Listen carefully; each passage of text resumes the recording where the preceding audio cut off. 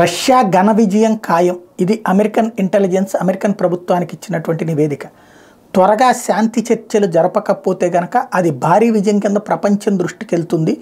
మొత్తం ఉక్రెయిన్ని ఆక్రమించుకుని ఆశ్చర్యపోనక్కర్లేదు. ఇప్పుడు Donetsk, Luhansk, Zaporizhzhia, Kherson, బాఖ్ముత్ ప్రాంతాలలోనే దాని ఆధిపత్యం ఉంది. అక్కడ రష్యన్స్ 80% నివసిస్తుంటారు కాబట్టి వాళ్ళు కూడా ప్రభుత్వానికి మద్దతు ఇస్తున్నారు. కాబట్టి అక్కడ ఈజీ అయిపోయింది. అక్కడ ఉన్నటువంటి రష్యన్ పాలకులే ప్రభుత్వాలు నడుపుతున్నారు. అందుకనే ఉక్రెయిన్ సైన్యం వస్తే వాళ్ళని బయట వాళ్ళ కింద చూస్తున్నారు, వాళ్ళని అవతలకి తరిమేస్తున్నారు. అందుకనే ఉక్రెయిన్ సైన్యం కూడా రష్యన్ సైన్యాన్ని ఎదిరించలేక వెళ్ళిపోతుంది.